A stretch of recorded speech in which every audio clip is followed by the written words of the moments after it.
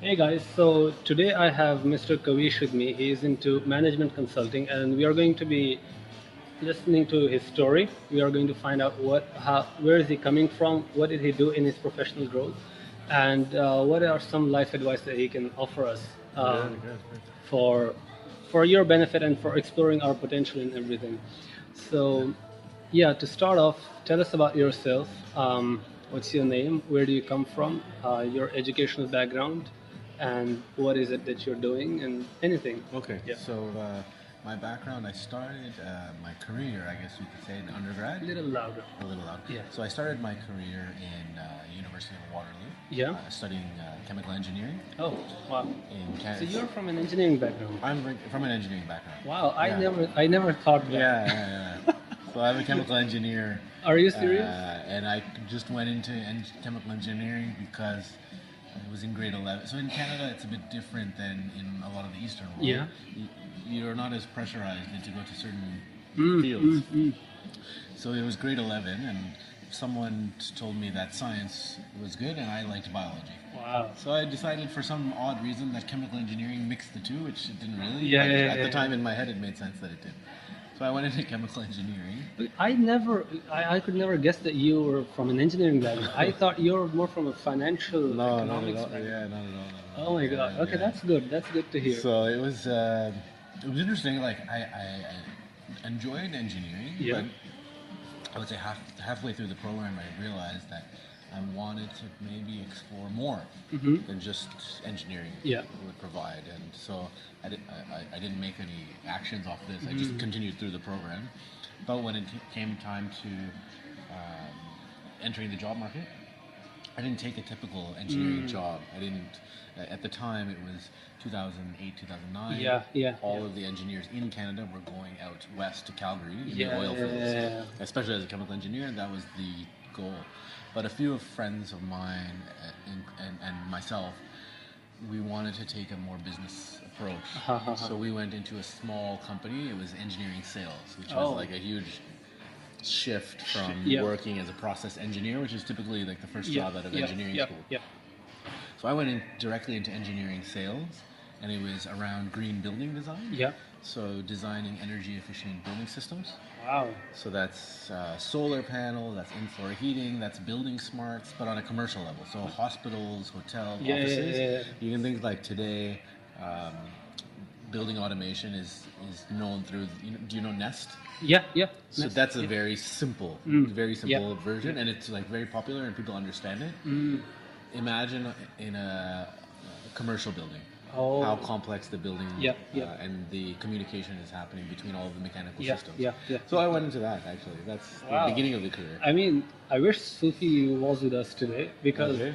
that's where he is trying to move into because Okay.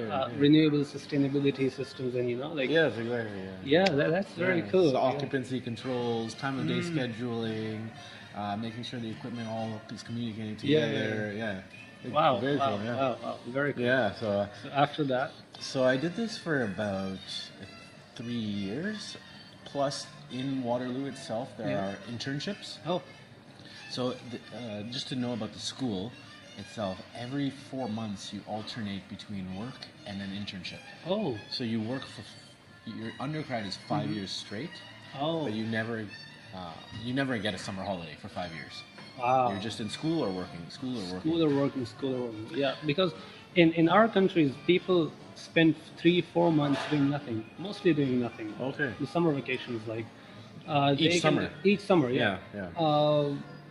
You can either get into internships, which are because of the lack of resources, the internships are not as beneficial as they could be. Yeah. Yeah. Because you don't get to work on innovative projects Yeah. or something that's cutting edge or something. Yeah. It's more of a maintenance based Yeah. thing. So Yeah.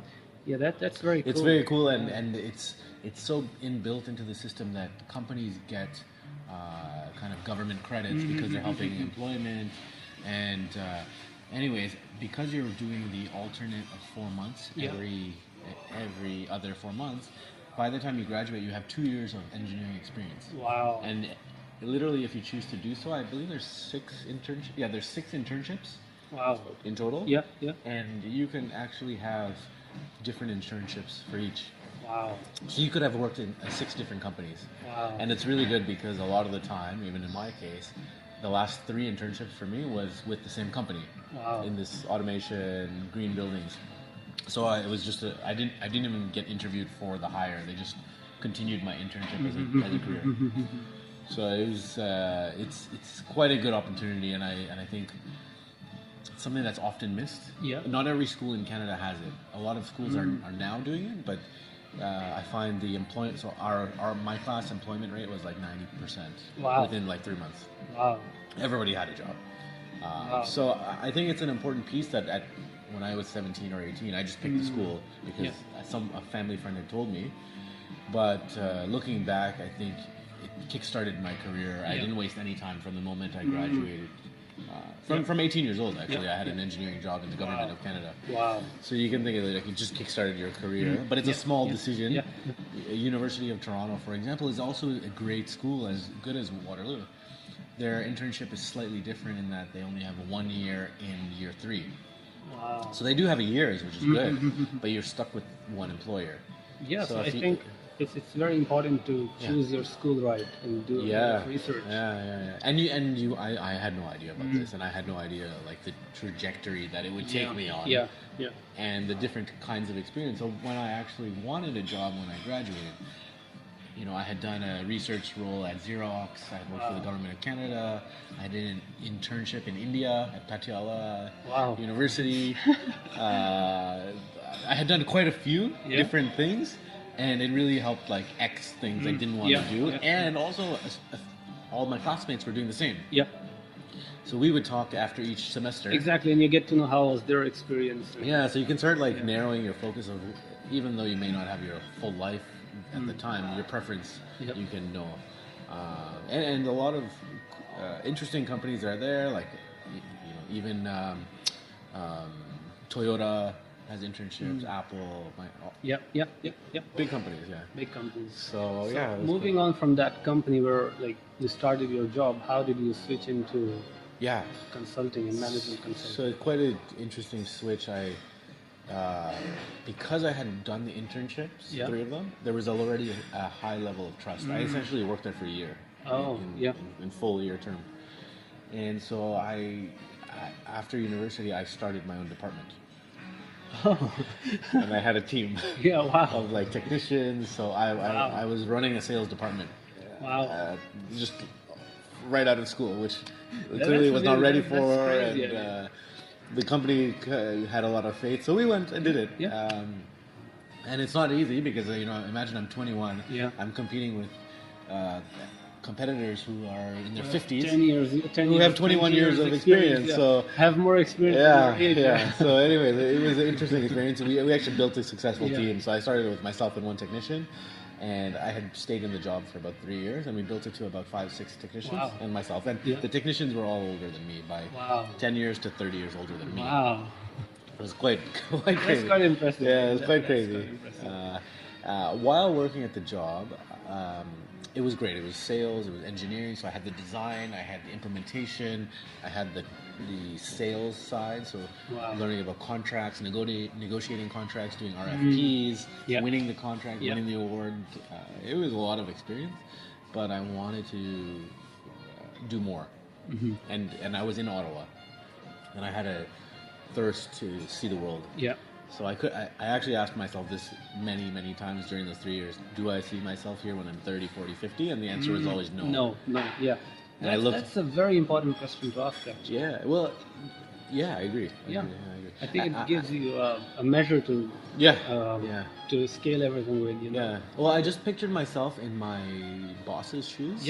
And said, do I want this life? Exactly. And the answer was, at first, I was trying to mold myself.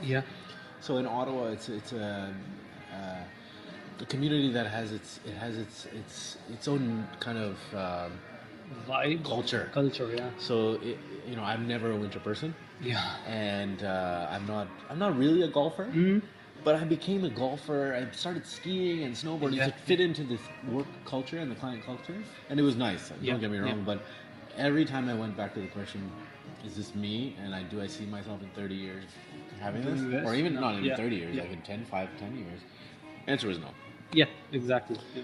So, you know, I mean, that's a very important question. In my previous job, I would look at my manager who has been in this job for like 15 years. yeah.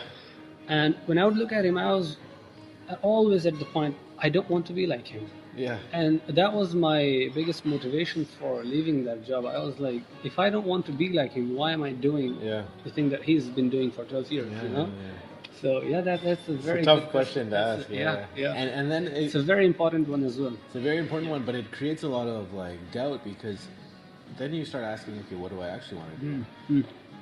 And a lot of people, and I actually believe our generation doesn't do this well. I think we're always searching for this purpose, which I think is good. Yeah. But we search for a purpose and then don't pursue things without a plan. We pursue things without a plan. Yeah. So a lot of people just like quit their job Yeah. or something, and then they're financially struggling, or Exactly. you know what I mean? Like Yeah. it impacts for the next 3 to 5 years Yeah. if you do Yeah. that. But Yeah. if it's a very emotional decision to just say this job is not purposeful and not have a plan. Yeah. So I was very nervous about that. So what I did is I started volunteering in Ottawa with Engineers Without Borders Oh. to find out, will I feel more purposeful by helping others, whether Yeah. it's just advocacy in Ottawa and helping to spread the word of what kind of initiatives Engineers Without Borders Yeah. were doing in Africa to help educate Canadians. And Yeah. I loved it. So I love this. I helped organize the 2012 Engineers Without Borders National Conference, which is Wow. the largest national conference in Canada. Wow.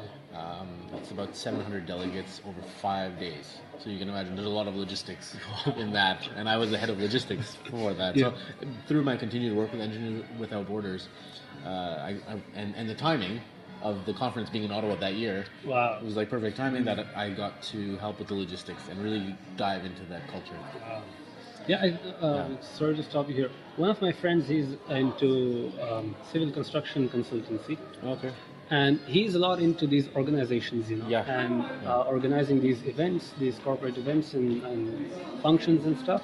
And I think they actually do provide a very good opportunity for networking and Yeah. getting into the field and getting Agreed. exposure. Agreed. So I think and responsibility, responsibility heightened as well. responsibility. Yeah, exactly. Yeah. Yeah.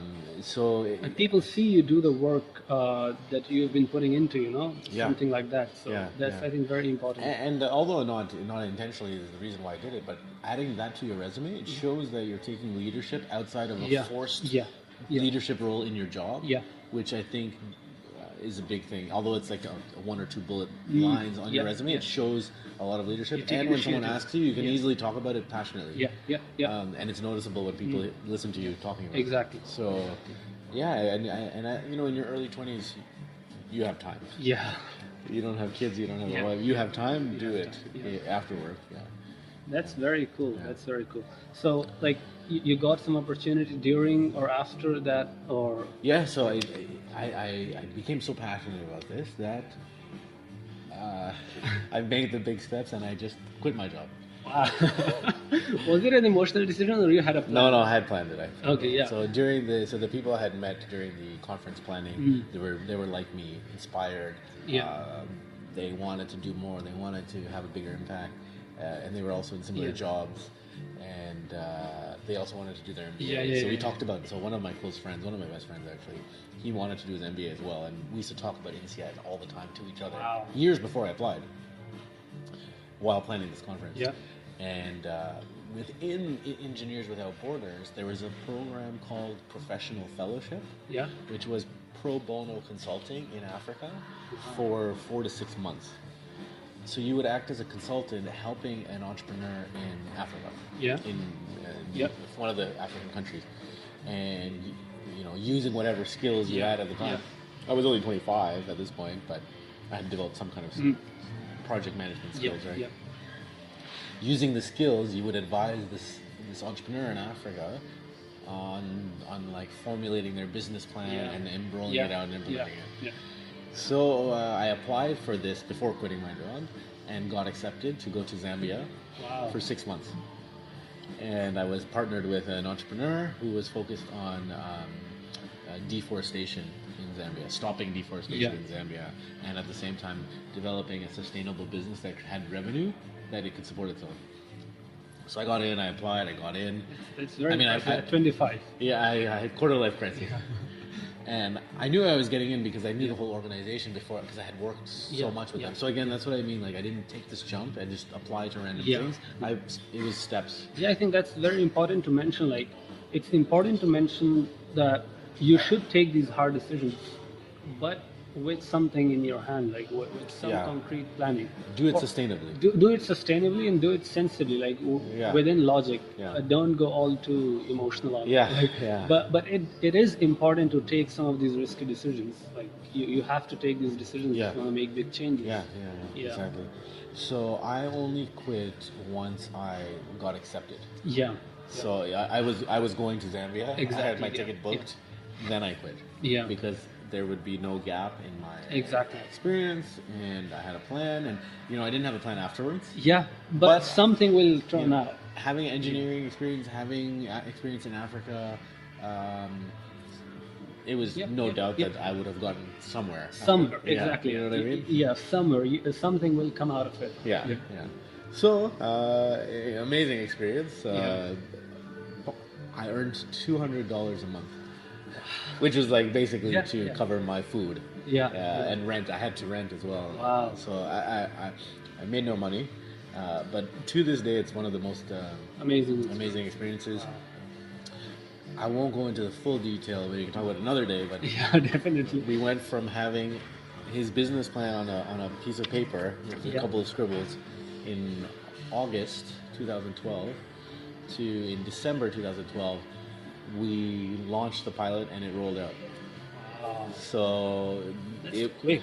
Yeah, that was super quick. Yeah. And that was the benefit of actually being in Zambia, in Africa, that all the political barriers were not there. Oh, yeah. So if we want to change, we just did it. Yeah. And if we want another change, we'd call up the minister and just do it. It was pretty awesome. To give you an idea, what we did was helped to stop deforestation through more sustainable modes of charcoaling, which the country needed because of it is a landlocked country, and they just don't have any other energy sources. But we did it more sustainably. So to get 1 ounce of charcoal, instead of using 1 tree, you used literally, I would say, a quarter of that. Wow. Yeah. That's very cool. That's very cool and very impressive. Yeah, and at the same time, we shifted it to help empower women in the village to work. So we increased their independence and revenue stream. And I was earning $200 a month. The villagers in Zambia, they earn $200 a year. Which is below the poverty line, actually. And we tripled their income of our pilot case to $600 a year, which is still not a lot, but it got them above the poverty line. And imagine, I mean, it's all relative, right? If you triple anyone's income, no matter what it is, it changes their life. It's triple, Yeah, so it was amazing. Amazing. Long story to get to the point of actually getting to the MBA. There was a lot of activities that got there. It wasn't like a good. It's an amazing story. It wasn't a direct road. It is an amazing story, and these are the kind of stories that I want to highlight. Nothing comes easily. You have to put in the time and effort and the energy that you want. I agree. Like nothing comes easily. And honestly, the work you put in at your 20s makes your 30s easier, which makes your 40s like. People did not see. Maybe they see like a glamorous life now. They're like, "Oh, this looks like he's just relaxing or having the best time of his life." You spent that time in Zambia as well. I was. With all those mosquitoes. I got malaria. Like I was living in a jungle. Like I got sick.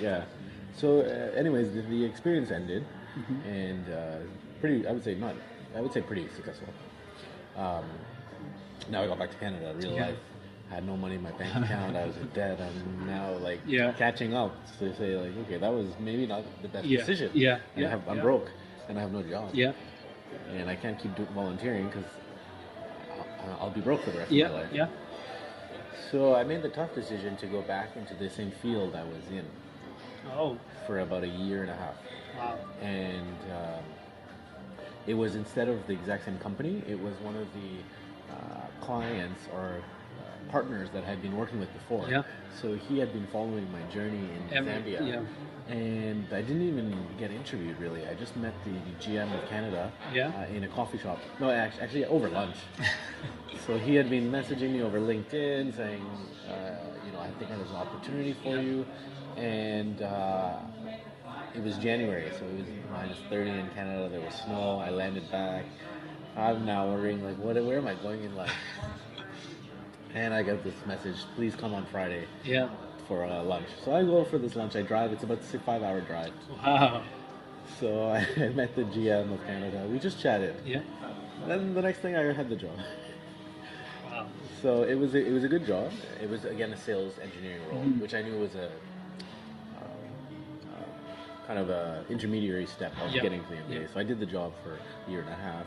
Added to my resume more. I had a bit more responsibility than my previous role. But on the side, this is when INSEAD really took the forefront. Yeah. GMAT really came in. My life became all about the application. Yeah. And so I put a lot of work into the GMAT and my application. Neither are easy processes. And applied. And so I applied. I had applied to not many other schools actually, because this was the one school that was on my mind. I had one backup, but this was the only option for me. So I applied, got the news, got in, and then I was going to INSEAD. So to stop you here, during the application process, what did you realize was more important, your academic background or your work experience? Or like what was the highlight of your application that you think got you in? No doubt, the Zambia experience. The Zambia experience? No doubt. Oh, okay. Any of my classmates? Yeah. I tell them, or they ask me about my work experience. No doubt, Zambia. Wow. No question. Wow. Yeah, nothing else. So, like, what I want to actually highlight is that it's not only about the academic background. It's all about your experience as well, and what have you been doing after the. Yes. Yeah. After the. There are 4 pillars to the INSEAD application. One is like around your GMAT, GMAT and undergraduate scores, but not even really undergraduate. It's more GMAT. Yeah. One is your leadership. Yeah. So your ability to have shown leadership, which again, Zambia experience, the work has luckily shown that. And the other one is your your kind of bias towards traveling, international traveling. Yeah. And I think there's a 4th one, but these are the main 3 things. So it's your grades and your scores are components. So bias towards international traveling, is that positive or yes. Like the more you travel? The more you travel, it's an international MBA at the end of the day. So if you had just been living and working in one city for the last 5 years, it doesn't show like why go to INSEAD? Why not go to a Canadian MBA? You know what I mean? Yeah. So Okay, that's very so that being said, I think in the American schools, there is much more bias towards grades and GMAT. Okay. I think grades not so much. GMAT is more. So, coming from an engineering background, what do you think? How hard is GMAT for? So the GMAT is 2 pieces. It's math and English. Yeah. You can separate it that way. The math, it's all logic based. Yeah. And the English, I actually think the English is fairly reasonable. I'm not saying the GMAT is a walk in the park, but through structured studying, whether it's just by yourself or through courses or through direct tutors, you can achieve it. Like the level of questions are high school level actually. Oh, okay. But it's more about the logic. It's more like GRE. Kind of like that, yeah. It's more about the logic. Yeah. Okay. Than the. There's no like derivatives or anything. So like at the end of the day, all that matters is structured studying long term, like not in a rush. Yeah. Case. I think the recommended time is like 3 to 4 months minimum, something like this. Yeah. And also you're allowed to write it up to 3 times. Oh, okay. So a lot of candidates write it twice. It's almost standard to write it twice. Yeah. Okay, that's cool. That's cool. And most of the schools, to give you an idea, they have a typical cutoff for like the INSEADs or like Yeah. the big name schools Yeah. in the US are about 700. 700 It's GMAT. Yeah. Okay. It's a very typical thing Yeah, to, yeah. to work towards. Yeah. Okay. Not saying that it's not possible if you get Yeah, below, yeah, but that's that's like the this typical kind of bar. Yeah, typical bar. Yeah. You have to really be strong in something else if Exactly. Your profile has to Yeah. be strong in one in thing. one if thing. the other if thing, the other one is down. Yeah. Okay, that's very cool. yeah. So, how was the INSEAD experience, and how do you Yeah. think the name of an institution or the kind of an institution that you go to affects your profile or your exposure to other stuff? Yeah, so I think the caliber of students Yeah. who got in are top notch. Yeah. That's the first That's a thing. given. Yeah. Second is the network. So the school has been around since the mid 50s. Yeah. The first MBA in Europe. So the network globally is amazing. Yeah. Part of the INSEAD network, there's presidents, prime ministers, CEOs. Yeah. I think it's the second most CEOs after Harvard. Wow. So, and we have them all by email. Yeah. Just their name at at INSEAD email. Wow. So that kind of network is huge. I think these are the two biggest factors. Because of the network, the level of caliber, and the education, it's also the employment level after the program is like a 95% or more. Which, you would be surprised that most MBAs cannot guarantee that. Wow. So you could actually spend 100K at an MBA and maybe not get a job. Yeah. So I didn't know that either before applying, but it is actually possible. It is really possible, more than you would expect. Yeah. The MBA is never market how tough it can be actually. So a lot of the time in some of the mid-tier MBA schools, the students may just go back to their old job. Oh. Yeah. That's It's not talked about. It's a very hushed discussion because a lot of money is spent on the program, but it's the reality. Wow. Yeah. That's a good insight. That's a very good insight. And I think another insight is every school has a different job opportunity. Yeah. So INSEAD is a consulting school, and because of my experience in Zambia, everything was built on one step, right? Yeah. So my experience in Zambia consulting was built on the next step of what school will help, and I wanted to do more global travel. Yeah. Global travel and consulting. INSEAD was it. Simple. So, like, when you were trying to decide between Zambia and some other opportunities that were there at that point, did you take into account the future of being in INSEAD? Like, was that a factor in choosing the Zambia experience? Yeah. So you were trying to work towards INSEAD in one or another. Yeah. I think that is very important to highlight because many students do not plan where they would want to be in the future, and so they just do things here and there, like without any particular reason. And so if you make a goal for the next 5 years, I think that Agreed. it can be like this. Agreed. And I started talking Build everything on top of one another. Yeah. And INSEAD, the first time I started talking about it was 2011 during the conference planning, and I got in 2014. Wow. So you can think it was in my mind for 3 years. 3 years. Even that, I remember being an undergraduate and talking to some of my family friends who were in their late 20s, early 30s. Yeah. And even in second, third year undergrad, I kept talking about, I don't know why, but I kept talking about my MBA. And they kept saying, you're too young, why are you thinking about that? Yeah. And it was in the back of my head, for whatever reason, it was in the back of my head. Yeah. So it wasn't crystal clear, some kind of steps were in place. Yeah. That's very cool. That's very cool. Now the important question for many students is how do you see GPA? Like, how important is it? It's interesting. I think GPA for certain things, yes. So for I think undergraduate, it's a way of differentiating yourself from your class. Yeah. And if you have not had an internship, it's potentially the differentiator. Yeah. For MBA, I think it's really not a thing. It's all about the GMAT. Oh, okay. I don't recall if I even submitted my scores for undergrad. Oh. I think I might have, but it was not brought up in any interviews after. Oh, okay. Yeah, it was all about the GMAT. GMAT and your experience. Yeah, so I had about, let's say, 5 years of work experience. Yeah. Which is also, I think, is 5 years of work experience versus 5 points on your GPA is like way more important. Yeah. Yeah. Yeah. Okay. Yeah, so I think GPA is not as important when you get to the MBA kind of level. That's very good. That's very good. Yeah. Now, an important topic of discussion these days is students during their studies or after their studies, if they don't get into jobs or if they're facing some difficulties, depression is a very real issue these days. Depression, anxiety, stress. Have you ever been in that situation, and how did you deal with it? And Yeah, I think anxiety is a big thing. Even depression. especially when taking these big decisions that you. Yeah, I went to Zambia and got malaria after 2 weeks. So I was starting to question my life. Like, what am I doing? I could die at any minute right now. Why am I doing this?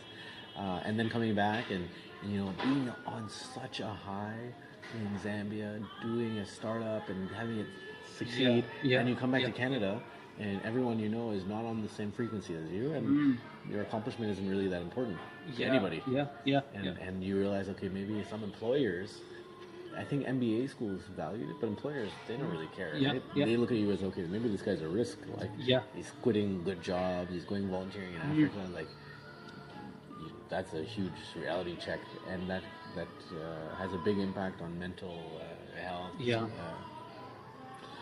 Anxiety for sure. I mean, you imagine coming back and you now see your friends who have taken a more stable approach. That are living comfortably, they're getting promoted, their salaries are increasing, and your bank account's at like zero. And you're broke. And you're broke. You're coming back from Zambia. You're like, I just saved like anything. 10,000 people, and you're broke. So you're like, oh my God, what am I doing? So I think there's a lot that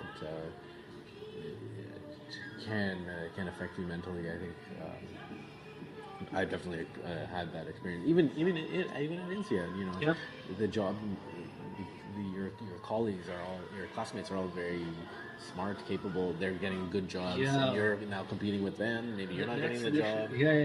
That's a different level because you're like, okay, I'm putting in hundreds of thousands of dollars, and what now?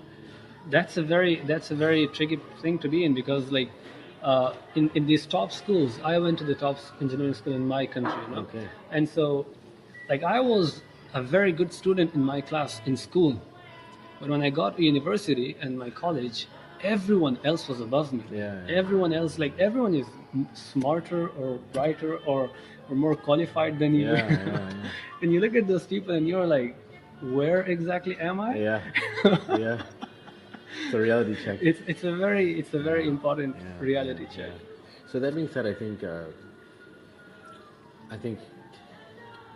when you hit these moments, the number one thing is like talk to people. Don't ever hold it in. This is the only release I think is possible. Talk to people and read books. Read books on either hobbies, on self-development, on anything, but just push through it, but don't do it alone. Get part of volunteering organizations. Maybe through your own anxiety, depression, you can find yourself through helping others. Like through volunteering is a great opportunity. But I would say one thing: don't stay alone, and like don't let it sit in your head and like bake in your head. Distract yourself here and there.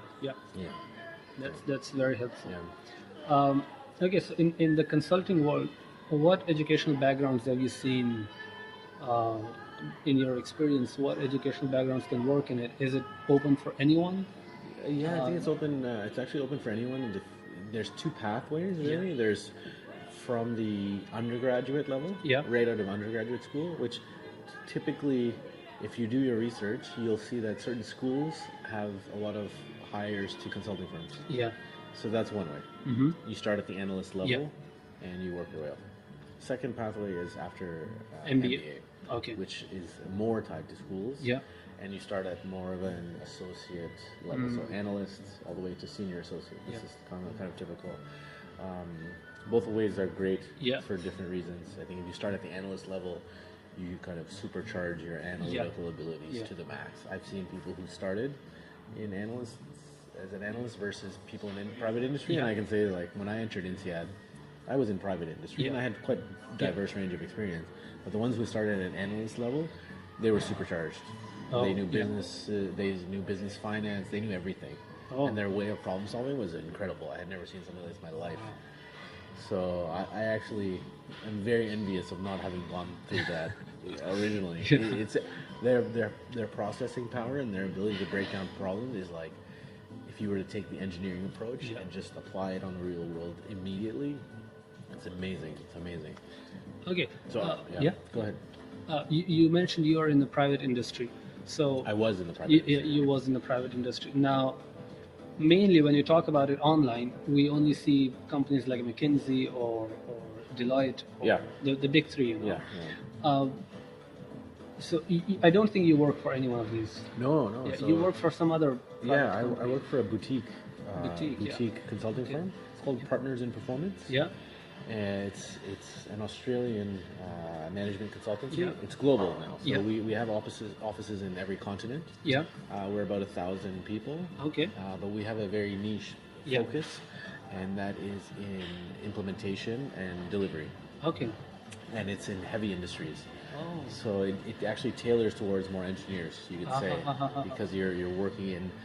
I'll give it a perfect example. You could be working in a manufacturing plant. Yeah. And I'll give you the two schools of thought on consulting. One is the strategy. So strategy is like, where is my next market? Yeah. Where is my next plant? Yeah. Operations is making the most out of your current assets. You can think about like squeezing a lemon, getting all the juice out of it.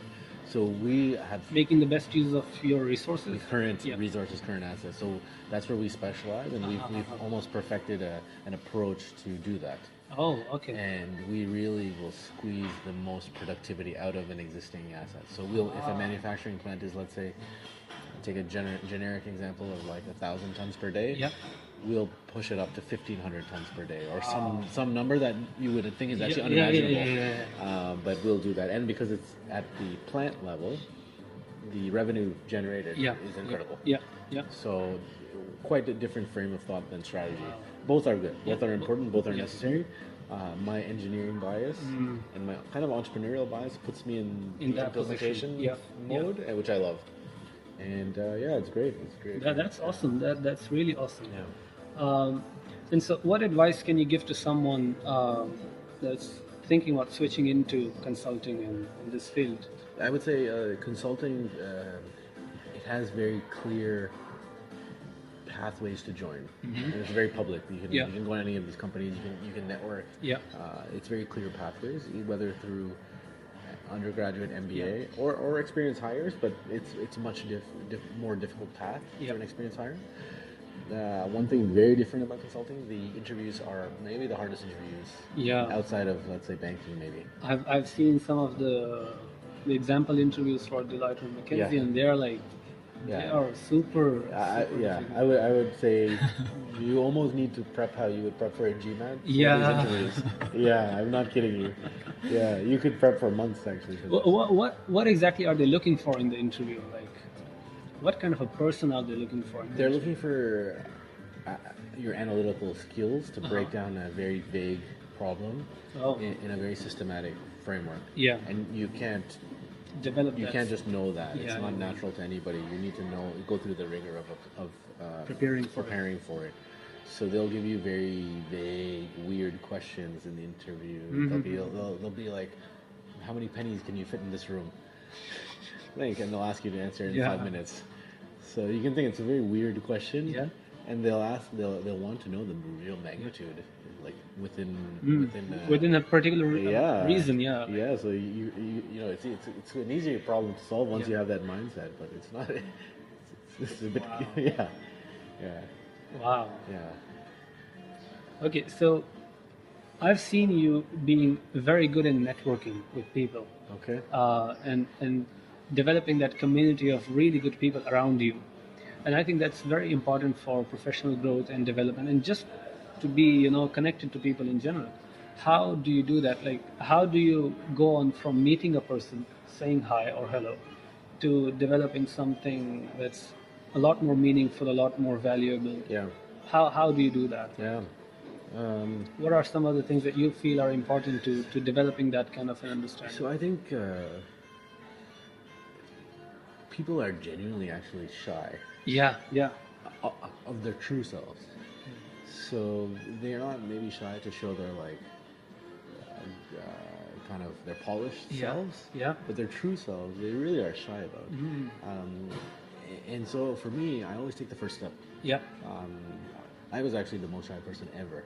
Oh, I would not speak to anybody. Like if I was in a room with somebody, I would be like in a different room. the by one in the myself. corner? Yeah. Oh, in a different room. I would leave. Yeah, I would, and I even if I was in the room, I wouldn't Yeah. speak. It was Oh. silence as a kid. But what what I've realized is people, when you are genuine from the heart, Yeah. people are open. Like Yeah. subconsciously, they open up, and they're no longer restrictive or have a guard up. Especially in Dubai. Yeah. So in Dubai, everyone has a guard up. Yeah. They, like questions are like, "Oh, so where do you live?" Like, and you know the answer. Someone's judging you based on Yeah. where you live, right? Yeah. But this is like the guarded self. It's not like the Yeah. real self. Like, what do you watch on Netflix? Like, what do you like? Like, who's your favorite rapper? Like, Yeah. real questions that actually matter that are cool. People don't talk about it. Like they're very guarded. Like, oh, I'm this kind of persona. I'm a businessman. I'm this and this. Just like everyone Ask watches questions, Netflix. like, Everyone yeah. has a favorite musician. Yeah. Uh, everyone loves to like binge out on like some really bad health food, like unhealthy Yeah. food. Yeah. So you just buy. I think this is a more personal approach to life. What Netflix show are you watching? What are you doing this weekend? Do you like really gross donuts? Like, what do you like, man? And it really breaks people down. Yeah. They're like, this guy's a real guy. Yeah, Like, yeah, he's not yeah. judging me. He's just not like, judging He me, wants yeah, to know what you're doing, and you can see what he's doing. Yeah. Yeah. This is like my approach, and That's I'm doing it in a very very cool. genuine way. Like, everyone, they're judged on their jobs, their Yeah. career, where they live, the car they drive. Or, you know what I mean? Yeah. But when they go home, we all do the same thing. Yeah. You know what I mean? We're all Exactly, on like yeah. Google or Facebook or whatever. We're all like scrolling through Instagram. Going 24 down hours, that like- YouTube rabbit hole. Yeah, we're all doing the Videos. same thing. But like, there's so many layers on top of that that we Yeah. can't actually connect. That's very cool. That's my approach. Yeah, That's very cool. And I approach people in that way. I approach them as in, I just want to like get to know you Yeah, like as a yeah. person. I have no ulterior motive. I just want to like Yeah, hear that's about very you. And I think here it's different because I just moved to Dubai, so my network is quite small. Actually, Yeah. like I don't have a foundation Yeah. of people, so I'm more open to just hearing about people's lives and hearing what people are excited. You know what's a cool thought is like, what are people excited to wake up to? Oh, Like when you wake up, what excites you? Maybe ask someone that. so what's your thing? Like, for me, I'm a traveler. I'm an explorer. I love traveling. I get energy off people. Wow. So if I like meet someone and like I love talking to a taxi driver or like Uber driver, like asking them what they're up to. I love people and travel. This is two. This is my life. It's very binary. Yeah, Like yeah. these are where my energy is coming from. People and That's travel. very cool. That's Yeah. very cool. Yeah. So if you're a student and like starting over again, will you do anything differently or will you do more of something? I think I don't know if I would do anything differently. I mentioned earlier, like maybe getting into consulting earlier. Yeah, I think that yeah, would have been like yeah. one thing I would have thought of, especially given that I had 6 internships and I never even thought about it. Yeah. But I didn't know because I didn't have that network. So that brings me to the next point, which is spend the evenings going to networking events. Yeah. Not just with your peers, but Yeah. look at what people. If you're in first year, look at what people in fourth year are doing. Yeah. If you're in fourth year or if you're a new grad, look at what your older siblings or your older networks are doing. Now it's easy to go to any networking event. Yeah. They're all, like available online all Yeah. the time. So put that extra, put it in at least like once a week, maybe not once a week, once a month. Once a Just month, yeah. actively look because you're gonna meet people who are outside of your bubble. Yeah. And when you jump out of your bubble is where you really Find new and find exciting. yourself. I don't do it as much now, but I used to watch TEDx like every night. Yeah. Like really expand my mind on what's happening in the world. So TEDx is very important. TEDx Yeah. is very cool, very helpful, and very enlightening actually. it shows you what the spectrum of people are doing in other fields. Yeah. Yeah. And so I really think the big one is going to networking events, not with an intention to get like, here's my resume, like hire Yeah. me. It's just like, Say hi. say hi, be more comfortable in yourself. Yeah. You can practice getting to know people, and you're learning at the same time. So I think going with the intent of getting hired is like the worst thing. Yeah. Just go and act like a sponge. Yeah, yeah, Go, learn, observe, ask questions if you're interested. If anything, just hear about people. If you're interested in a person that you has done a talk, go meet them and ask them like, what's their career path. wow, yeah, yeah. Just be very genuine about it. That's very cool. Yeah. That's very cool and very helpful. Yeah. Thank you so much for your time. No problem. No problem. So just for you guys, Mr. Kaveesh travels 5 times out of 6 days. Yeah. Traveling to Saudi. He's 5 days super a week. busy. Like, Yeah. he's super 6 busy. a.m. Sunday morning, So, Thursday 9 p.m. back. So I'm in Dubai 2 days a week. So to take this much time out for us, that's huge. No problem. Thank you very Very much. happy to help. Thank you very much. happy to help. I really hope that your story can help a few students, if not many. Because I hope so too. because I've personally felt that it's very important to give examples like you to students in the undergrad. Yeah. Sometimes students do feel like I'm headed nowhere, and there will be some student in your position when you were in Zambia asking himself, what am I doing here? And I think people like you can really show them what you're doing there. Like, sometimes we really need that assurance and someone else to tell us that you're doing the right thing. I agree. Yeah. And then nobody has the right answer. So. And I think the ultimate end message that we both can take from it, we should not just sit idle somewhere. Always keep moving. Yeah. Do something. Yeah. Be up to something. Yeah. Agreed. Be more self-reflective on what you enjoy. Yeah. Yeah. Cool. Very cool. Nice chatting today. Very nice.